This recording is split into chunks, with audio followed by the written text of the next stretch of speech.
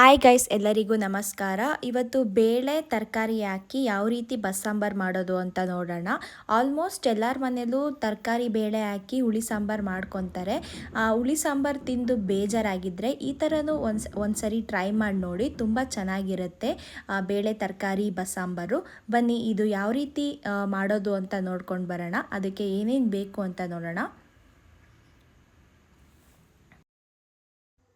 ನಾನು ಆಲ್ರೆಡಿ ಬೇಳೆ ಮತ್ತು ಹೆಸರು ಕಾಳನ್ನ ನೆನೆಸೋಕ್ಕಿಟ್ಟಿದ್ದೀನಿ. ಒಂದು 10 ಮಿನಿಟ್ಸು ಇದು ನೆನಿಬೇಕು.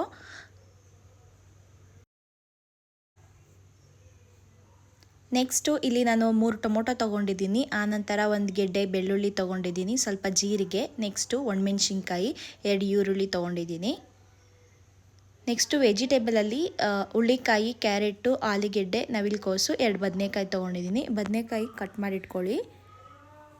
ನೆಕ್ಸ್ಟು ಇಲ್ಲಿ ಕುಕ್ಕರ್ಗೆ ವಾಟರ್ ಆ್ಯಡ್ ಮಾಡ್ಕೊಂಡಿದ್ದೀನಿ. ಅಂದರೆ ನಮಗೆ ಸಾಂಬಾರು ಎಷ್ಟು ಬೇಕೋ ಅಷ್ಟು ನೀರನ್ನ ಮಾತ್ರ ನಾನಿಲ್ಲಿ ಹಾಕ್ಕೊಂಡಿರೋದು. ನೀರನ್ನ ಕಾಯಕ್ಕಿಟ್ಟಿದ್ದೀನಿ. ನೆಕ್ಸ್ಟು ಇಲ್ಲಿ ನಾನು ನೆನೆಸಿಟ್ಕೊಂಡಿರುವಂತಹ ಬೇಳೆ ಮತ್ತು ಹೆಸರು ಕಾಳನ್ನು ಆ್ಯಡ್ ಮಾಡ್ತಾಯಿದ್ದೀನಿ.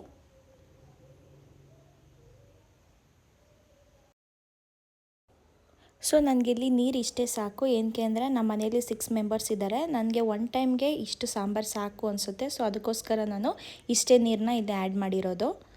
ನಿಮಗೆ ಎಷ್ಟು ಜನ ಇದ್ದಾರೆ ಅನ್ನೋದು ನೋಡಿಕೊಂಡು ನೀವು ನೀರನ್ನ ಆ್ಯಡ್ ಮಾಡ್ಕೊಳ್ಬೇಕಾಗತ್ತೆ.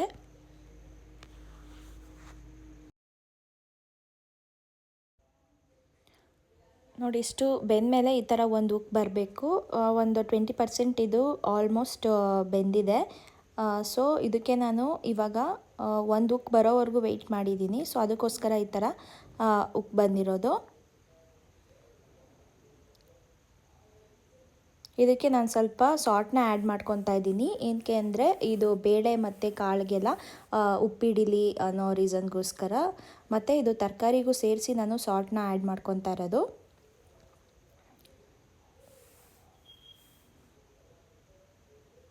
ನೆಕ್ಸ್ಟು ಇಲ್ಲಿ ತೊಳೆದು ನೀಟಾಗಿ ಕ್ಲೀನ್ ಮಾಡ್ಕೊಂಡಿರುವಂಥ ವೆಜಿಟೇಬಲ್ನ ನಾನು ಆ್ಯಡ್ ಮಾಡ್ಕೊತಾ ಇದ್ದೀನಿ.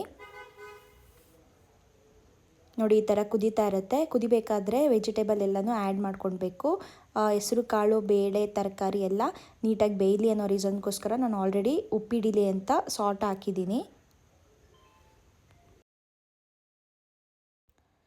ನೆಕ್ಸ್ಟು ಒಂದು ಪ್ಯಾನಿಗೆ ಆಯಿಲ್ ಆ್ಯಡ್ ಮಾಡ್ಕೊಳ್ಳೋಣ. ಅಂದರೆ ಸ್ವಲ್ಪನೇ ಸಾಕು, ಇದು ಒಗ್ಗರಣೆಗಲ್ವಾ. ಸೊ ಅದಕ್ಕೆ ಜಾಸ್ತಿ ಏನಿಲ್ಲ, ಆಯಿಲ್ನ ಆ್ಯಡ್ ಮಾಡ್ಕೊತಾ ಇಲ್ಲ, ಸ್ವಲ್ಪ ಹಾಕಿರೋದು. ನೆಕ್ಸ್ಟು ಇಲ್ಲಿ ಒಗ್ಗರಣೆಗೆ ಅಂತ ಆವಾಗಲೇ ನಾನು ತೋರಿಸಿದ್ನಲ್ಲ, ಅದನ್ನು ನಾವು ಕಟ್ ಮಾಡಿ ಎತ್ತಿಟ್ಕೊಂಡಿರೋದು, ಆನಿಯನ್ನ ಕಟ್ ಮಾಡಿರೋದು ಮತ್ತು ಟೊಮೆಟೊನ ಕಟ್ ಮಾಡಿರೋದು. ನೆಕ್ಸ್ಟ್ ಇದನ್ನೆಲ್ಲ ಒಗ್ಗರಣೆಗೆ ಹಾಕಬೇಕು. ಈರುಳ್ಳಿ, ಒಣಮೆಣ್ಸಿನ್ಕಾಯಿ, ಜೀರಿಗೆ, ಬೆಳ್ಳುಳ್ಳಿ ಇದೆಲ್ಲ ಎಣ್ಣೆಲಿ ಸ್ವಲ್ಪ ಫ್ರೈ ಆಗಬೇಕು. ನೆಕ್ಸ್ಟು ಟೊಮೊಟೊನೂ ಕೂಡ ನಾವಿಲ್ಲಿ ಆ್ಯಡ್ ಮಾಡ್ಕೊಳ್ಬೇಕು.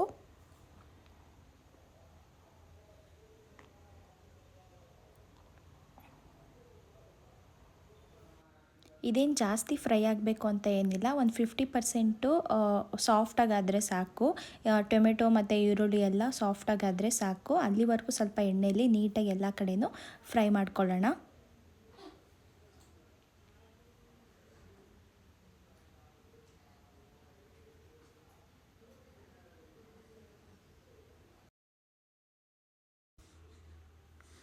ಈ ಒಗ್ಗರಣೆ ಹಾಕಬೇಕಾದ್ರೆ, ಅಡುಗೆ ಮಾಡಬೇಕಾದ್ರೆ ಚಿಮ್ಮಿ ಆನ್ ಮಾಡೋದೇ ಮರ್ತೋಗ್ಬಿಡ್ತೀನಿ ನಾನು.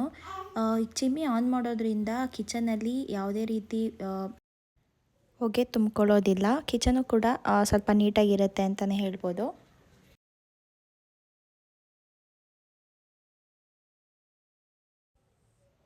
ಇದು ನೀಟಾಗಿ ಫ್ರೈ ಆಗ್ತಾ ಇದೆ, ಅಂದರೆ ಒಂದು 20% ಸಾಫ್ಟ್ ಆಗಿದೆ. ನೆಕ್ಸ್ಟು ಈ ಕಡೆ ಕುಕ್ಕರಲ್ಲಿ ಬೇಳೆ ಮತ್ತು ತರಕಾರಿ ಬೇಯ್ತಾ ಇದೆ.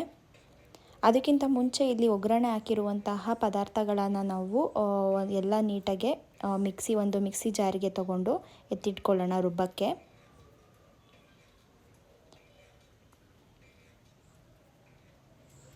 ಇದಕ್ಕೊಂದು ಸ್ವಲ್ಪ ಕಾಯಿ ತುರಿ ಹಾಕ್ಕೊಂಡಿದ್ದೀನಿ. ಆನಂತರ 1 ಸ್ಪೂನು ಸಾಂಬಾರು ಪೌಡರ್ ಹಾಕ್ಕೊಂಡಿದ್ದೀನಿ. ಅಂದರೆ ಮನೇಲಿ ಮಾಡಿರುವಂತಹ ಸಾಂಬಾರು ಪುಡಿ ಇದೆಯಲ್ಲ, ಅದನ್ನು ಆ್ಯಡ್ ಮಾಡ್ಕೊಂಡಿದ್ದೀನಿ.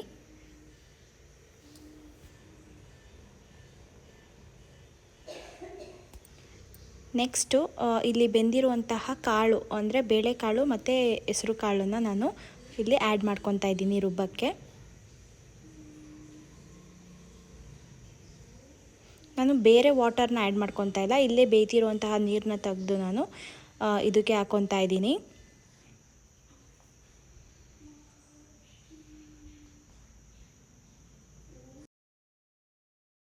ನೆಕ್ಸ್ಟ್ ಇದನ್ನು ಮಿಕ್ಸಿಗೆ ಹಾಕ್ಕೊಂಡು ಒಂದು ರೌಂಡ್ ರುಬ್ಕೊಳ್ಳೋಣ. ಅಂದರೆ ಸ್ವಲ್ಪ ನುಣ್ಣಗೆ ರುಬ್ಕೊಳ್ಬೇಕಾಗತ್ತೆ.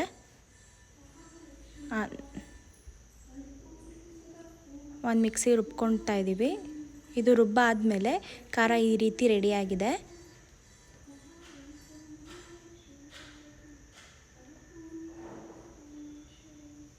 ನೋಡಿ, ಇಲ್ಲಿ ಬೇಯ್ತಿರುವಂತಹ ತರಕಾರಿ ಮತ್ತು ನೀರನ್ನ ಇಲ್ಲಿ ನಾವು ಸಪ್ರೇಟ್ ಮಾಡ್ಕೊತಾ ಇದ್ದೀವಿ. ಅಂದರೆ ಕಾಳು ಮತ್ತು ತರಕಾರಿ ಒಂದು ಕಡೆ ಸಪ್ರೇಟ್ ಮಾಡಿಕೊಂಡು ಮತ್ತು ನೀರು ಒಂದು ಕಡೆ ಸಪ್ರೇಟ್ ಮಾಡ್ಕೊಂಡಿರೋದು.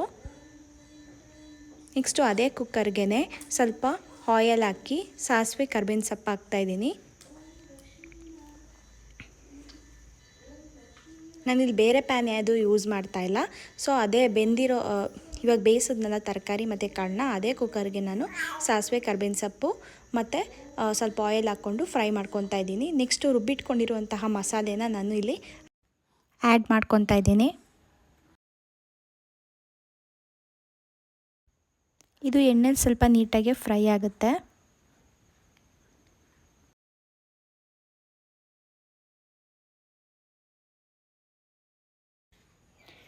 ನೆಕ್ಸ್ಟು ಈ ತರಕಾರಿ ಮತ್ತು ಬೇಳೆನ ಬೇಯಿಸಿರುವಂತಹ ನೀರನ್ನ ನಾನಿಲ್ಲಿ ಹಾಕ್ಕೊತಾ ಇರೋದು.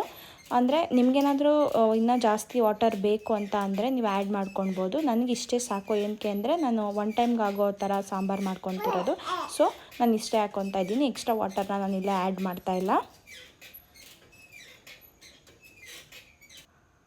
ನೋಡಿ, ಸಾಂಬಾರು ಆಗಿದೆ ಅನಿಸುತ್ತೆ. ಸಾಂಬಾರು ಈ ಥರ ಕುದಿ ಬರಬೇಕು. ಈ ಥರ ಚೆನ್ನಾಗಿ ಕುದಿ ಬಂದರೆ ಬೆಂದಿದೆ ಅಂತ ಸಾಂಬಾರು. ನಿಮಗೇನಾದರೂ ಮತ್ತೇನಾದರೂ ಸಾಲ್ಟ್ ಬೇಕಂತಂದರೆ ನೀವು ಸಾಂಬಾರಿಗೆ ಇವಾಗ ಆ್ಯಡ್ ಮಾಡ್ಕೊಳ್ಬೋದು. ನನಗೆ ಇವಾಗ ಏನು ಬೇಡ ಅನಿಸುತ್ತೆ, ಸೊ ನಾನು ಆ್ಯಡ್ ಮಾಡ್ಕೊತಾ ಇಲ್ಲ. ನಿಮಗೆ ಬೇಕಂದರೆ ಆ್ಯಡ್ ಮಾಡ್ಕೊಳ್ಳಿ. ನೋಡಿ, ಕಂಪ್ಲೀಟಾಗಿ ಸಾಂಬಾರು ಮುಗೀತು. ಇಷ್ಟೇ ಸಾಂಬಾರು. ಬೇಳೆ ತರಕಾರಿ ಬಸ್ಸಾಂಬಾರು ರೆಡಿಯಾಗಿದೆ. ನಾನು ಆಗಲೇ ಒಗ್ಗರಣೆ ಮಾಡ್ಕೊಂಡಿದ್ನಲ್ಲ, ಅದೇ ಪ್ಯಾನಿಗೆ ಸ್ವಲ್ಪ ಆಯಲ್ಲು ಮತ್ತು ಸಾಸಿವೆ ಕರ್ಬೇವಿನ ಸೊಪ್ಪು ಹಾಕ್ತಾಯಿದ್ದೀನಿ. ಸ್ವಲ್ಪ ಈರುಳ್ಳಿ ಹಾಕ್ತಾಯಿದ್ದೀನಿ. ನೆಕ್ಸ್ಟು ಇಲ್ಲಿ 2 ಒಣಮೆಣ್ಸಿನ್ಕಾಯಿ ಹಾಕ್ತಾಯಿದ್ದೀನಿ.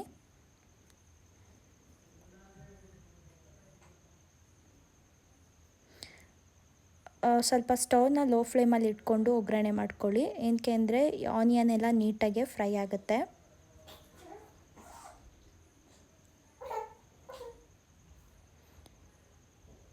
ನೆಕ್ಸ್ಟು ನಾನು ಆವಾಗಲೇ ಕುಕ್ ಮಾಡ್ಕೊಂಡಿರುವಂತಹ ವೆಜಿಟೇಬಲ್ನೆಲ್ಲ ಆ್ಯಡ್ ಮಾಡ್ಕೊತಾ ಇದ್ದೀನಿ.